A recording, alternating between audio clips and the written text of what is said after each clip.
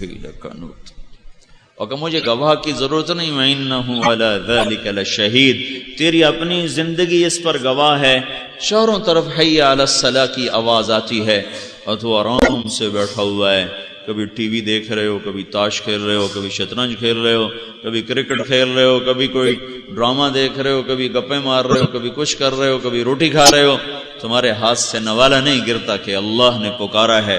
گھر کے پالتو کتے کو روٹی ڈالو، وہ روٹی پہ پڑ جائے، کھانا شروع کرو، پھر اسے پکارو تو روٹی چھوڑ کے دوبارہ تمہارے پاس آ جائے گا، کہے گا روٹی پھر کھاؤں گا، مالک تو بتا تو کیا کہتا ہے۔ اتنے چھوٹے تم بن گئے، جانوروں سے بھی نیچے چلے گئے، تمہاری اپنی زندگی گواہ ہے۔ میں نے کہا سر جھکاؤ، تم نے کہا اٹھائیں گے، میں نے کہا سچ بولو، تم نے کہا جھوٹ بولیں گے، میں نے کہا پاک دامن رہو، کہا نہیں زنا کے اڈے چلائیں گے، میں نے کہا شراب چھوڑو، کہ بھٹیاں چلائیں گے۔ جس سے روکا وہی کرتے چلے گئے، جس سے روکا وہی کرتے چلے گئے۔ ان الانسان لربہ لکنود وانہ علی ذلک لشہید۔ تو میرا بندہ اتنی وفا تو کر جتنا گھوڑا کرتا ہے، جتنا کتا کرتا ہے۔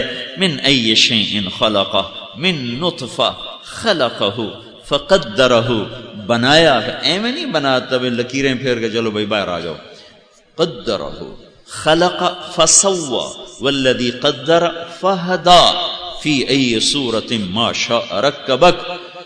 ہے یا ایہا الانسان، قرآن میں صرف 2 دفعہ آیا ہے یا ایہا الانسان۔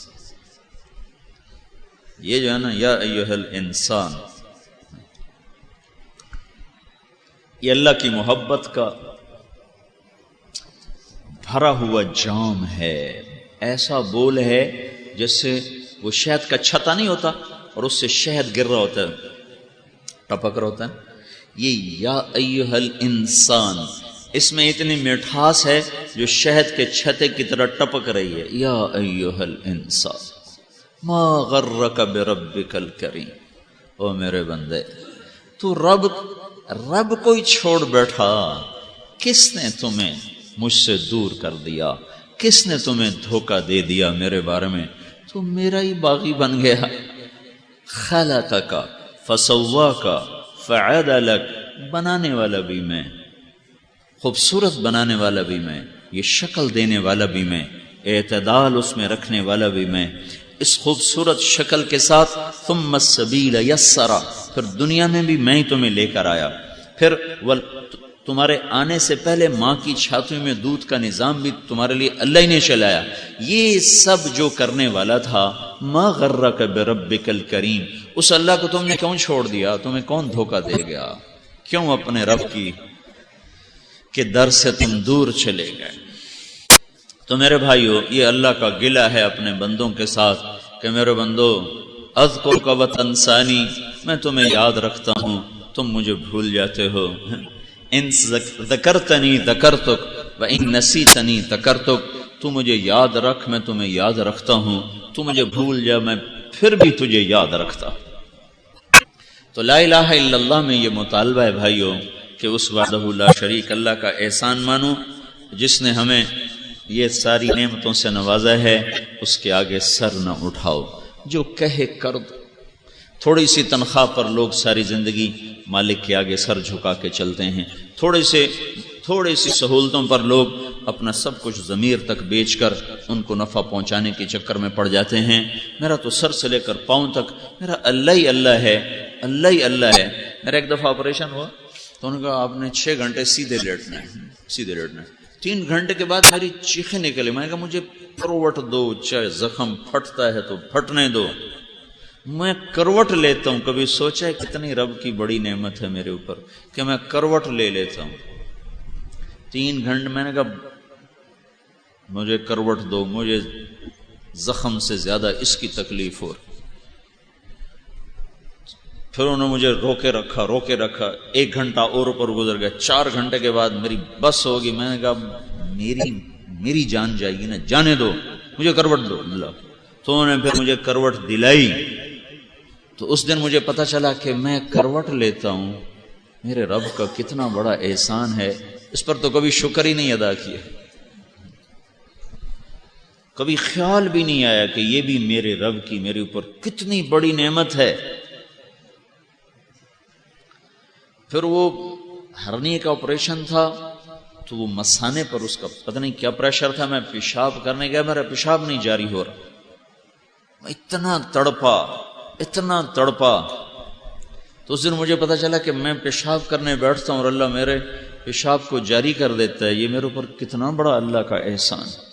ہارون رشید پانی پی رہا تھا تو اس کے ساتھ بیٹھے تھے محمد بن سماک، ایک محدث ہیں، ان سے کہنے لگا مجھے کوئی نصیحت تو کرو۔ وہ کہنے لگے یہ پانی جو تیرے ہاتھ میں ہے تو صحرا میں بھٹک جائے اور پیاس سے مرنے لگے، کوئی شخص کہے میں پانی دیتا ہوں، کیا دو گے؟ کہنے لگا آدھا ملک دے دوں گا، آدھا۔ بغداد سے لے کر فیصل آباد تک ہارون رشید کی حکومت تھی، یہ ذہن میں رہے۔ کہنے لگا اچھا پی لو، اس نے پی لیا۔ پھر کہنے لگا یہ بتاؤ یہ پانی تیرے پیٹ میں ٹھہر جائے اور نکلے نہیں اور تو تڑپنے لگے تو ایک آدمی کہے میں نکالتا ہوں، کیا دو گے؟ کہنے لگا باقی آدھا ملک اس کو دے دوں۔ تو انہوں نے فرمایا ہارون وہ ملک جس کے آدھے کی قیمت چند گھونٹ پانی ہو اور باقی آدھے کی قیمت چند قطرے پیشاب ہوں، اس قابل نہیں کہ اس کی وجہ سے اللہ کو ناراض کرتا۔ وَإِن تَعُدُّوا نِعْمَةَ اللَّهِ لَا تُحْصُوهَا إِنَّ الْإِنسَانَ لَظَلُومٌ كَفَّارٌ۔ میرے بندو میری نعمتوں کو گنو تو گن نہیں سکتے ہو پر تم ہو ہی نہ شکر۔ تو میرے بھائیوں سب سے پہلا حق اللہ کا ہے، سب سے پہلا حق اللہ کا ہے جو میرے وجود میں آنے کا سبب، پھر میری ساری نافرمانیوں کے باوجود میں رزق بھی دیتا ہے، پانی بھی پلاتا ہے، صلح بھی دیتا ہے، اٹھا بھی دیتا ہے۔ اپنا بیٹا نافرمان ہو جائے لوگ گھر سے نکال دیتے ہیں، آگ کر دیتے ہیں، اخباروں میں اشتہار دے دیتے ہیں ہم نے اپنے بیٹوں کو آگ کر دیا ہے۔ یہ آنکھ جب سے بیدار ہوئی ہے یہ اللہ کی نافرمان ہے، یہ کان جب سے سننا شروع ہوئے ہیں یہ اللہ کے نافرمان ہیں۔ سر سے لے کر پاؤں تک سارا وجود رواں رواں گناہوں میں جکڑا ہوا اور گٹر بنا ہوا ہے۔ نہ کبھی اللہ آنکھوں میں تیر مار کے پھوڑتا ہے، نہ کبھی کانوں کے پردے پھاڑتا ہے، نہ کبھی پاؤں کاٹتا ہے، نہ کبھی ہاتھ توڑتا ہے، نہ کبھی عقل کو مسخ کرتا ہے۔ وہ مہلت دیتا چلا جاتا ہے، مہلت دیتا چلا جاتا ہے، مہلت دیتا چلا جاتا ہے۔ یہ اس کا اس سے بھی بڑا احسان ہے کہ میری ساری نافرمانیوں کے باوجود وہ میری توبہ کا انتظار کرتا ہے اور مجھے نشانی سنریہم آیاتنا فی الآفاق وفی انفسہم حتی یتبین لہم انہ الحق، کہ میں تمہیں چاروں طرف سے اپنی نشانیاں دکھاؤں گا، شاید کہیں کوئی نشانی نظر پڑے اور تم لوٹ کے میری طرف آؤ۔ تو بھائیو یہ کلمے کے بعد سب سے پہلا حق میرے اللہ کا ہے کہ اس کے سامنے سر جھکایا جائے اور اسی کی غلامی میں زندگی کو گزارا جائے، جو کہے وہ کر دے، جہاں سے روکے اسے چھوڑ دے۔ اتنا ایمان سیکھنا ہر مسلمان پر فرض ہے کہ اللہ کی پسندیدہ زندگی کو اپنائے، ناپسندیدہ زندگی کو چھوڑے۔ اللہ تعالیٰ کے بعد جو سب سے بڑا احسان ہے ہمارے اوپر وہ اللہ کے رسول صلی اللہ تعالی علیہ وسلم کا ہے۔ اللہ کے بعد زمین میں اگر کوئی محسن اعظم ہے اور کوئی سب سے بڑا نجات دہندہ ہے اور کوئی سب سے بڑا احسان کرنے والا ہے تو وہ حضرت محمد صلی اللہ تعالی علیہ وسلم کی ہستی ہیں، آپ کی ذات ہے۔ ہر نبی اپنی امت پر شفیق رہا، ہر نبی نے اپنی امت پر کوشش کی ہے، لیکن جو اللہ نے آپ کو صفت عطا فرمائی رحمت کی اور درد کی اور غم کی اور رونے کی اور تڑپنے کی اور فقر اور فاقہ، یہ کسی نبی پر ایسا حال نہیں آیا جو حضرت محمد صلی اللہ تبارک و تعالی علیہ وسلم پر آیا ہے۔ اللہ تعالیٰ نے پیش کیا، دے دوں دنیا کے خزانے، چاہتے ہو؟ صفا پہ کھڑے تھے، اسرافیل آئے، اس میں تھال ہے ریشم سے ڈھکا ہوا ہے کہ یا رسول اللہ مجھے اللہ نے آپ کی خدمت میں بھیجا ہے اور حکم دیا ہے کہ میں سورے جہان کے خزانوں کی چابیاں آپ کی خدمت میں پیش کر دوں۔ اب آپ فرمائیں آپ بادشاہی چاہتے ہیں یا غلامی چاہتے ہیں؟ کون سی رسالت چاہتے ہیں؟ عبد رسولہ اور ملکن رسولہ؟ اب وہ بادشاہی چاہتے، اب وہ نبوت چاہتے ہیں جس میں بادشاہی ٹھاٹ باٹ ہوں، یا وہ نبوت چاہتے ہیں فقر و فاقہ ہو؟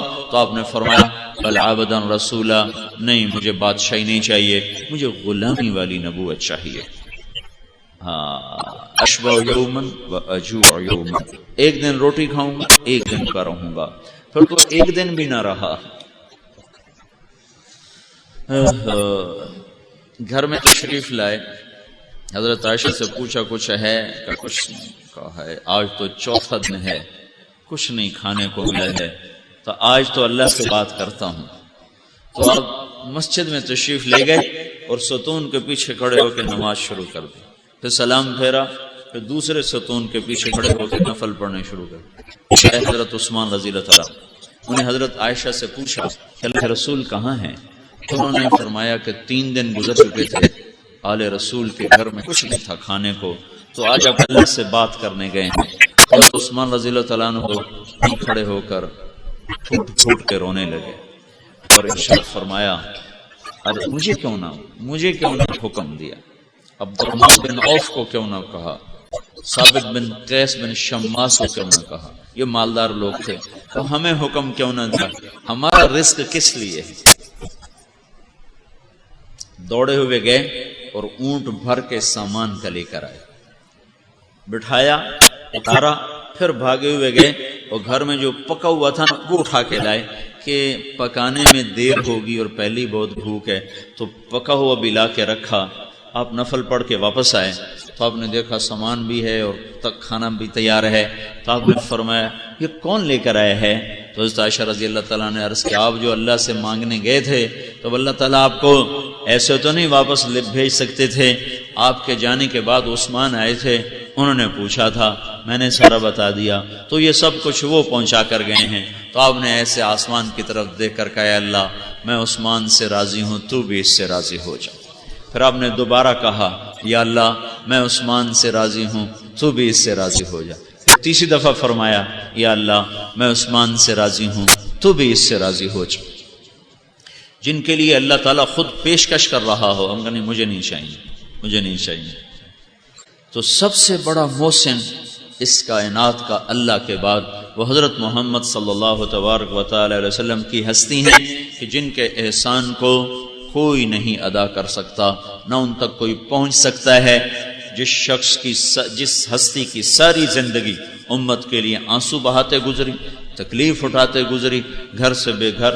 دیکھو کسی سچے آدمی کو جھوٹا کہہ دو نا تو وہ کہتا ہے مجھے گولی سے زیادہ یہ جملہ چبھا ہے، مجھے فیر مار دیتے، مجھے یہ نہ کہتے. سب سے بڑے سچے کو منہ پہ کہا جا رہا تو جھوٹا ہے، تو ان کے دل پہ کیا گزرتی ہوگی. سب سے بڑے امانت دار کو کہا جا رہا تو جادوگر ہے، اس کے دل پہ کیا گزرتی ہوگی. سب سے بڑے پاک دامن کو کہا جا رہا اور سب سے بڑے عقل مند کو کہا جا رہا تو پاگل ہو گیا ہے، اس کے دل پہ کیا گزرتی ہوگی. صبح سے شام کہنے والے اگر غیر ہونا تو درد تھوڑا ہوتا ہے، جب کہنے والے اپنے ہوں تو وہ درد کئی گنا بڑھ جاتا ہے. یہ کہنے والے غیر نہیں تھے. تبا لک سائر اليوم لہذا جمعتنا، یہ چچا کی بکواس ہے. چچا ابو لہب تیرا ستیہ ناس ہو، تو ہلاک ہو، یہ چچا کہہ رہا ہے، اس لیے ہمیں جمع کیا تھا. اب مینا میں لوگوں کو کہہ رہے تھے کلمہ پڑھو، ایمان لے آؤ، کامیاب ہو جاؤ. پیچھے ابو لہب یہ جھوٹا ہے، اس کی نہ سنو، انہ ساحر کذاب. جب کہنے والے اپنے ہوں تو سوئی خنجر بن جاتی ہے، جب سنانے والے اپنے ہوں تو گولی ایٹم بم بن جاتی ہے. تو یہاں چچا پیچھے پیچھے کہہ رہا ہے جھوٹا ہے، کذاب ہے، جادوگر ہے، اس کی نہ سننا.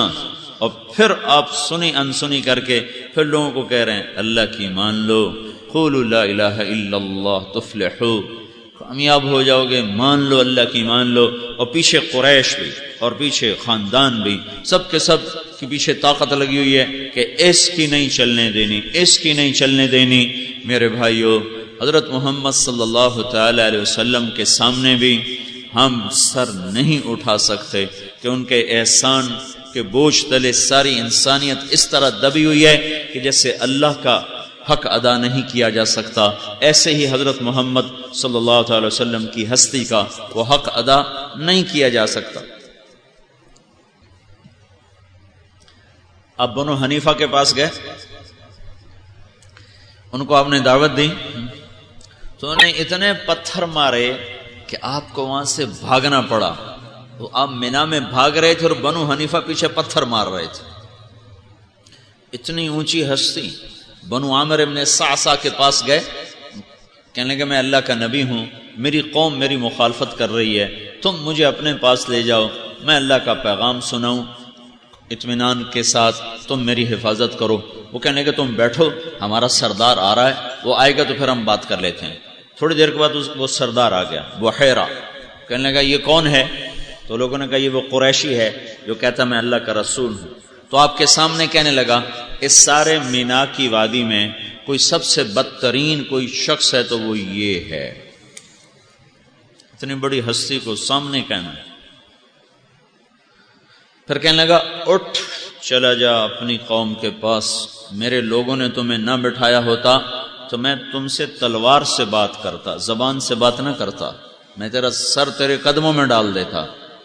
اتنی دھمکیاں سن کر اور اختیار اتنا ہو کہ اگر آپ ایسے اشارہ کر دیتے، اشارے کی بھی ضرورت نہیں تھی، صرف آپ کے دل میں آ جاتا یا اللہ اس کو ختم کر دے، تو وہ بدبخت وہیں تہے خاک چلا جاتا، وہیں بندر اور خنزیر بن جاتا، وہیں اس پہ بجلیاں اور برس جاتی۔ اتنے اختیار کے باوجود آپ چپ کر کے اٹھے، اونٹنی پہ سوار ہوئے۔ جب آپ کی اونٹنی اٹھ رہی تھی تو اس نے پیچھے سے نیزہ مارا اونٹنی کو، اس پر آپ تو بے دھیانی میں بیٹھے تھے، اونٹنی اچھلی ہے اور آپ اونٹنی سے نیچے زمین پر گرے ہیں۔ یہ سب کچھ برداشت کر کے پھر یہ نہیں کہا یا اللہ ان کو ہلاک کر دے اور ان کو برباد کر دے،